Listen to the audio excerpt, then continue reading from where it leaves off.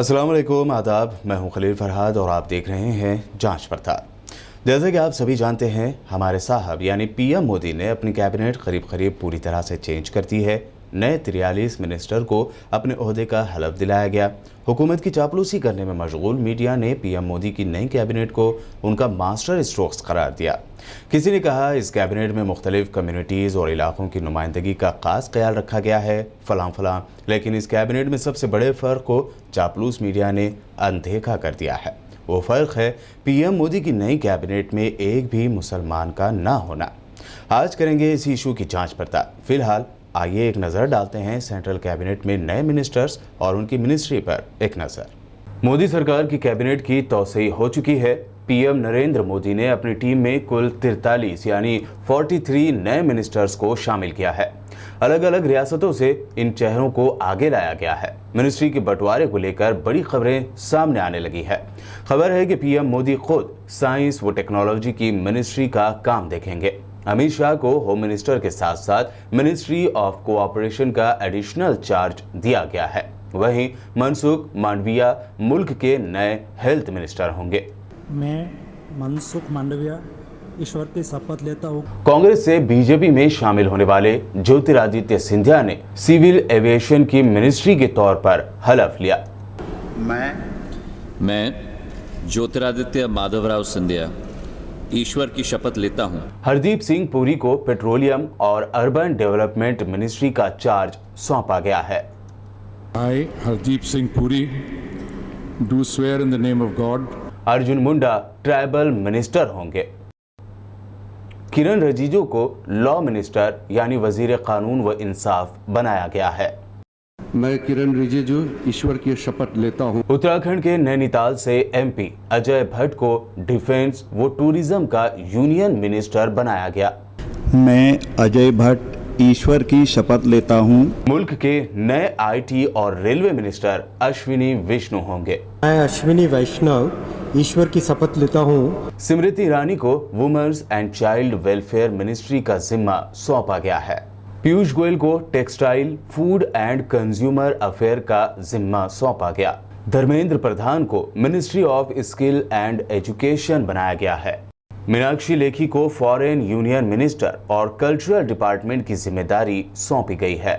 मैं मीनाक्षी लेखी ईश्वर की शपथ लेती हूँ। पुरुषोत्तम रूपाला को डेयरी और फिशिंग का जिम्मा सौंपा गया। मैं पुरुषोत्तम खोड़ाभाई रूपाला ईश्वर की शपथ लेता हूं। अनुराग ठाकुर स्पोर्ट्स मिनिस्टर होंगे। इसके अलावा उन्हें इंफॉर्मेशन एंड ब्रॉडकास्टिंग मिनिस्ट्री की इजाफी जिम्मेदारी भी सौंपी गई है। मैं अनुराग सिंह ठाकुर ईश्वर की शपथ लेता हूं। गिरिराज सिंह रूरल डेवलपमेंट के मिनिस्टर होंगे। एलजेपी लीडर पशुपतिनाथ पारस को ministry of food processing industries बनाया गया है। पशुपति कुमार पारस ईश्वर की शपथ लेता हूं। भूपेंद्र यादव को एनवायरमेंट यानी माहौलियात की मिनिस्ट्री के साथ साथ लेबर मिनिस्टर भी बनाया गया। अनुप्रिया पटेल को ministry of commerce and industry का स्टेट मिनिस्टर बनाया गया है। मैं अनुप्रिया सिंह पटेल सत्यनिष्ठा से प्रतिज्ञान करती हूँ। नित्यानंद राय को union home minister, SP Singh Baghel को यूनियन लॉ मिनिस्टर बनाया गया। आसाम के फॉर्मर सीएम सर्बानंद सोनोवाल को बंदरगाह, शिपिंग और मिनिस्ट्री ऑफ वाटरवेज की जिम्मेदारी दी गई। इन्हीं मिनिस्ट्री के स्टेट मिनिस्टर होंगे शांतनु ठाकुर।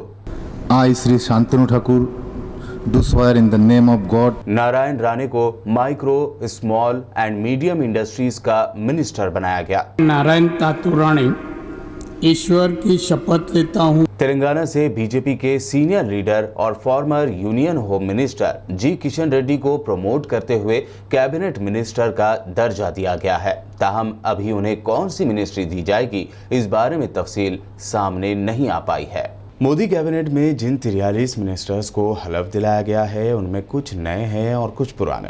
ख़ास तौर से अगर बात करें नए 36 मिनिस्टर्स की, तो उनमें पिछड़े तबके से करीब 27 लीडर्स बताए जा रहे हैं। शायद इसीलिए चापलूस मीडिया नई कैबिनेट की तारीफ करता नहीं थक रहा है।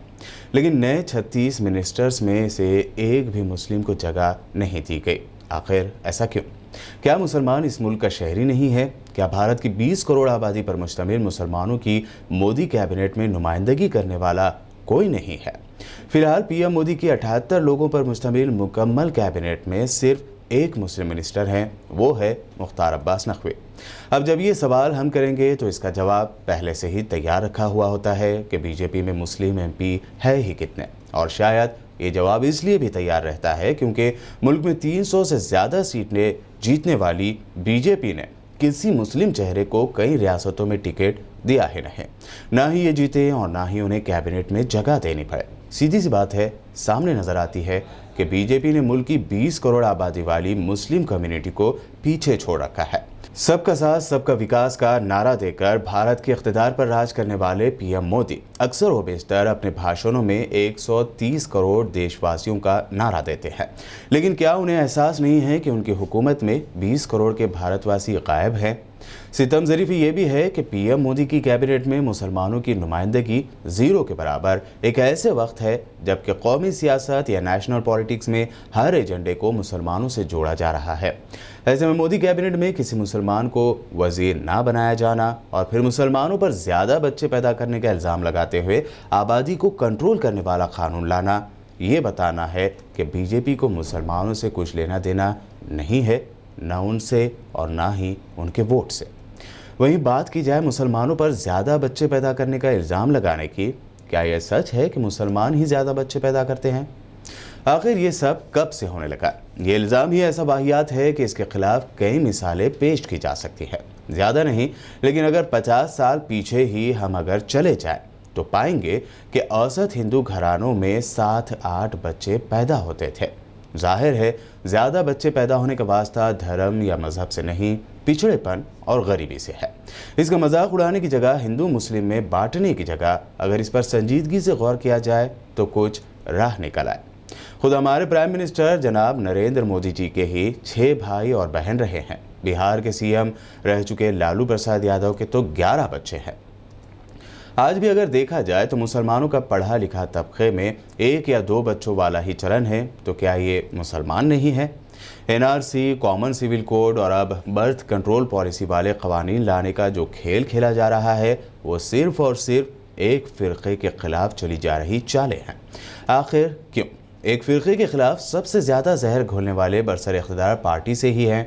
उन्हें रोकने वाला या मुसलमानों की ही नुमाइंदगी करने वाला इस पार्टी में कोई नज़र क्यों नहीं आता? इसीलिए पीएम मोदी की नई कैबिनेट में किसी मुस्लिम वजीर का ना होने का इशू से हमने बर्थ कंट्रोल वाले मुजवज़ा कानून से इसको जोड़ा है।